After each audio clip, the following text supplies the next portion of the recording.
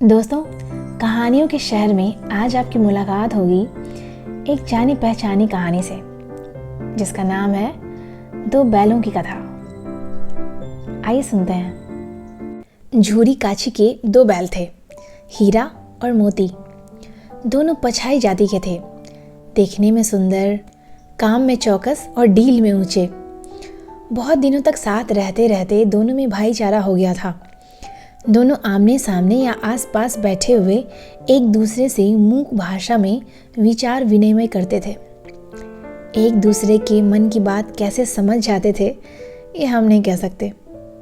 अवश्य ही उनमें कोई ऐसी गुप्त शक्ति थी जिससे जीवों में श्रेष्ठता का दावा करने वाला मनुष्य वंचित है। दोनों एक दूसरे को चाट कर सूंघ कर अपना प्रेम प्रकट करते। कभी कभी दोनों सिंग भी मिला लिया करते थे, विग्रह के नाते से नहीं, केवल विनोद के भाव से, आत्मीयता के भाव से।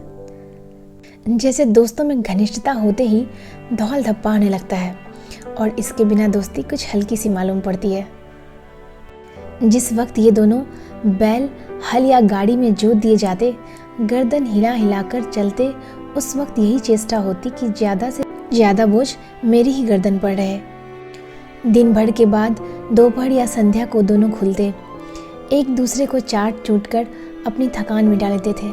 नाद में खली भूसा पड़ जाने पर दोनों एक साथ उठते, साथ नाद में मुंह डालते और साथ ही बैठते थे।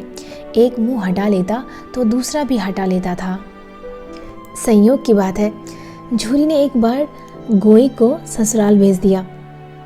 बैलों को क्या मालूम वे क्यों भेजे जा रहे हैं। समझे मालिक ने हमें बेच दिया। अपना यूं बेचा जाना उन्हें अच्छा लगे या नहीं, कौन जाने, पर झूरी के साले गया को घर तक पहुंचते पहुंचते दांतों पसीना आ गया। पीछे से हाँकता तो दोनों दाएं बाएं भागते, पगहिया पकड़कर आगे से खींचता तो दोनों पीछे को जोर लगाता, मारता तो दोनों सींग नीचे करके होंक करते।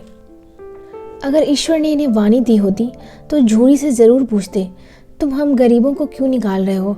हमने तो तुम्हारी सेवा में कोई कसर नहीं उठा रखी। अगर इतनी मेहनत से काम ना चलता था तो और काम ले लेते। हमें तुम्हारी चाकरी करने पर मर जाना कबूल था। हमने कभी दाने चारे की शिकायत तो नहीं की।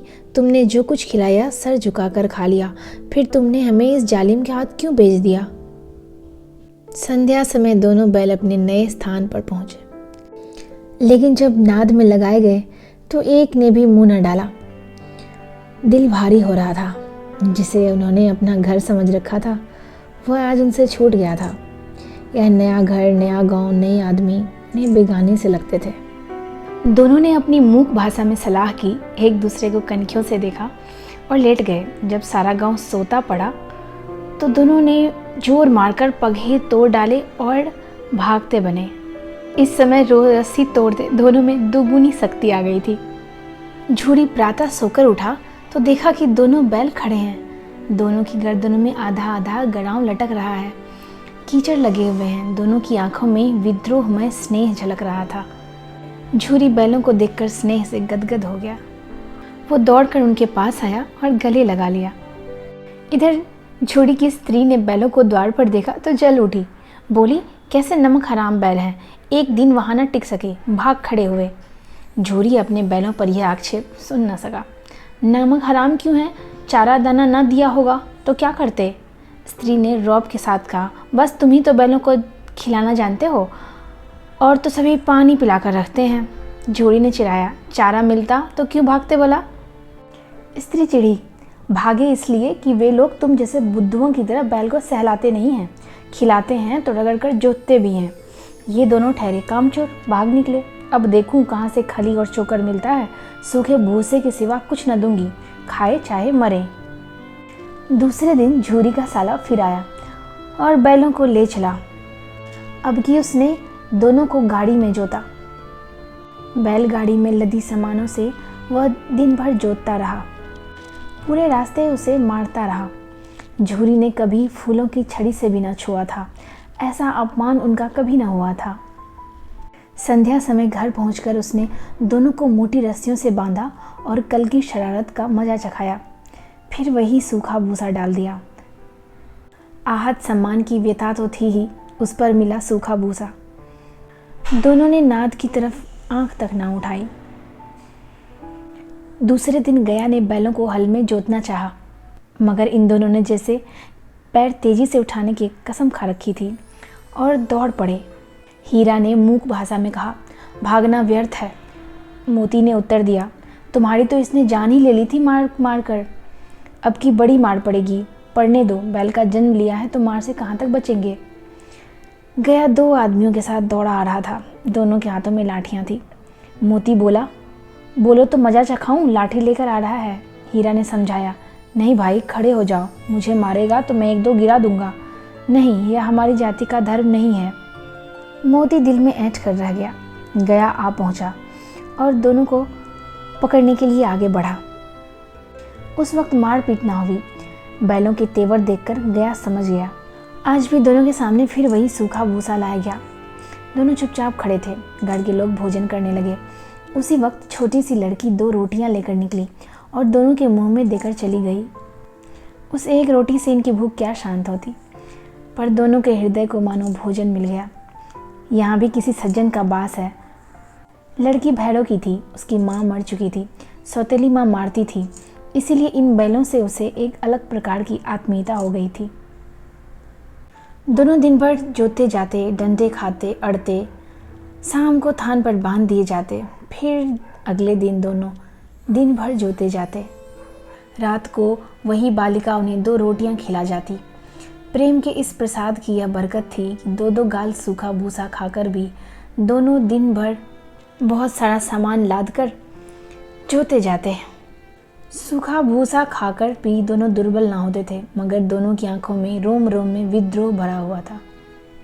एक दिन मोती ने मूक भाषा में कहा, अब तो नहीं सहा जाता हीरा, क्या करना चाहते हो?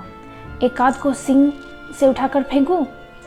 लेकिन जानते हो, वह प्यारी लड़की जो हमें रोटियां खिलाती है उसी की लड़की है जो इस घर का मालिक है। वह बेचारी अनाथ हो जाएगी तो मालकिन को ना फेंक दूं? वही तो लड़की को मारती है। लेकिन औरत जात पर सिंग चलाना मना है, यह भूले जाते हो। तुम तो किसी तरह से निकलने ही नहीं देते। बताओ, तुड़ाकर भाग चले? हाँ, यह मैं स्वीकारता हूँ, लेकिन इतनी मोटी रस्सी टूटेगी कैसे? इसका उपाय है, पहले रस्सी को थोड़ा सा चबा लो, फिर एक झटके में जाती है। रात को जब बालिका रोटी यहाँ खिलाकर चली गई, दोनों रस्सियाँ चबाने लगे, पर मोटी रस्सी मुंह में न आती थी। बेचारे बार बार जोर लगाकर रह जाते थे। सहसा घर का द्वार खुला और वही बालिका निकली। दोनों सिर झुकाकर उसका हाथ चाटने लगे। दोनों की पूंछें खड़ी हो गईं। उसने उसके माथे सहलाए और बोली, खोले देती हूँ, चुपके से भाग जाओ, नहीं तो यहाँ ये लोग तुम्हें मार डालेंगे। आज घर में सलाह हो रही है कि इनके नाकों में नाक डाल दी जाएगी। उसने रस्सी खोल दिया, पर दोनों चुपचाप खड़े रहे। मोती ने अपनी भाषा में पूछा, अब चलते क्यों नहीं? हीरा ने कहा, चलें तो, लेकिन कल इस अनाथ पर आफत आ जाएगी, सब इसी पर संदेह करेंगे। सहसा बालिका चिल्लाई, दोनों फूफा वाले बैल भागे जा रहे हैं। ओ दादा, बैलों को पकड़ो, जल्दी दौड़ो। दोनों बैल तेजी से भागे। गया हड़बड़ाकर भीतर से निकला और बैलों को पकड़ने चला। वे दोनों भागे। गया ने पीछा किया, वे और भी तेज हुए। गया ने शोर मचाया, फिर गांव के कुछ आदमियों को भी साथ लेने के लिए लौटा। दोनों मित्रों को भागने का मौका मिल गया। सीधे दौड़ते चले गए। यहाँ तक कि मार्ग का भी ज्ञान न रहा। जिस परिचित मार्ग से आए थे उसका कोई पता न था। नए नए गांव मिलने लगे थे। अब दोनों एक खेत के किनारे होकर सोचने लगे, अब क्या करना चाहिए। हीरा ने कहा, मालूम होता है राह भूल गए। तुम भी बेतहाशा भागे, वहीं मार गिराना था। उसे मार गिराते तो दुनिया क्या कहती? वह अपना धर्म छोड़ दे, क्या हम भी अपना धर्म छोड़ दें? दोनों भूख से व्याकुल हो रहे थे। खेत में मटर थी। दोनों चरने लगे। रह रहकर आहट ले लेते थे, कोई आता तो नहीं है। जब पेट भर गया, दोनों ने आज़ादी का अनुभव किया तो मस्त होकर उछलने कूदने लगे। अरे यह क्या, कोई सांड दौड़ता हुआ चला आ रहा है। हाँ, साड़ी है। वह सामने आ पहुंचा। दोनों मित्र बगले झांक रहे थे। सांड पूरा हाथी था।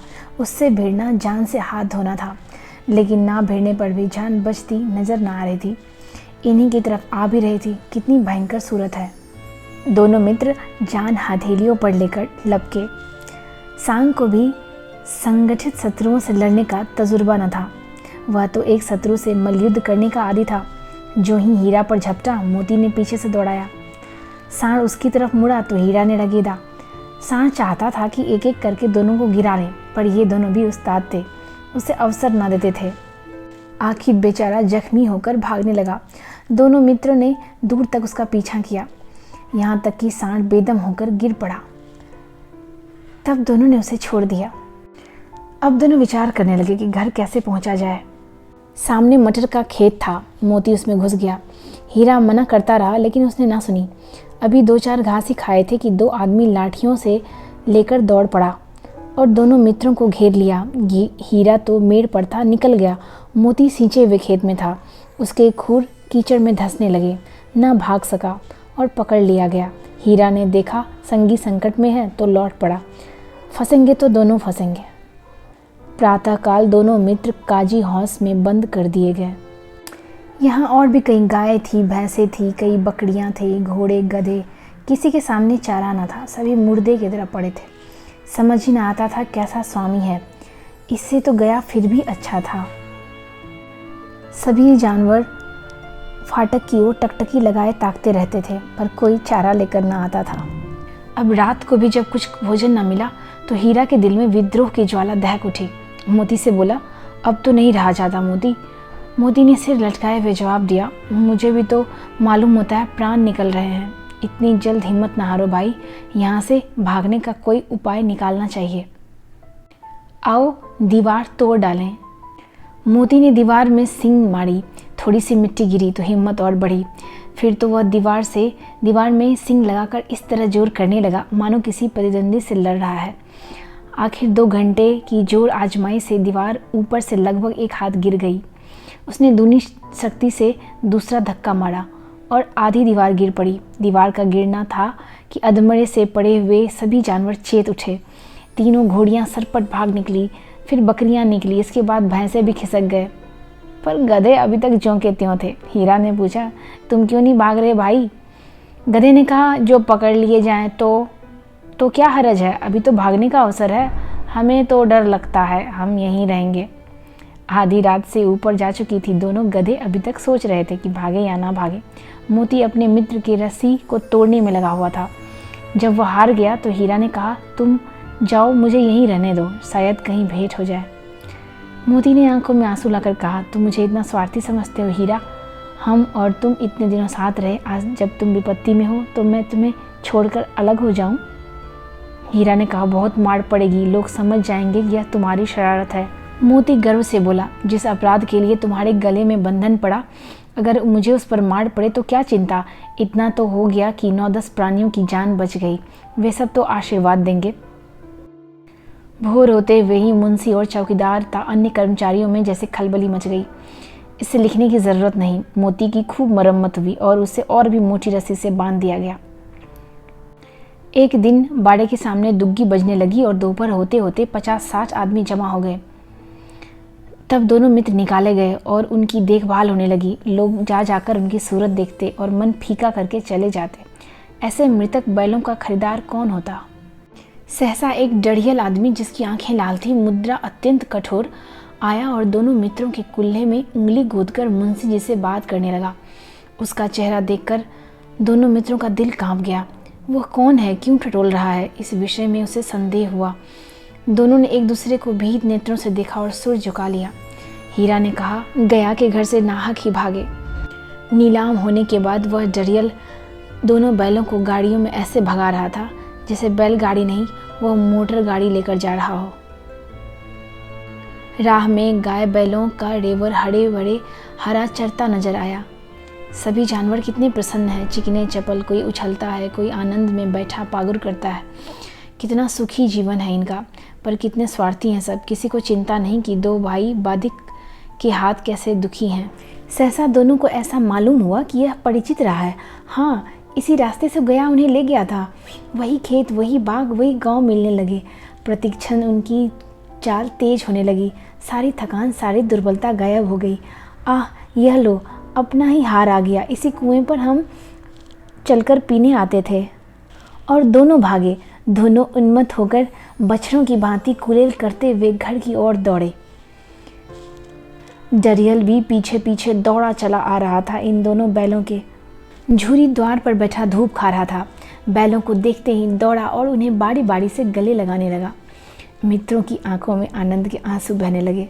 एक झूरी के हाथ चाटता तो वो एक सजीले नैनों से उसे देख रहा था।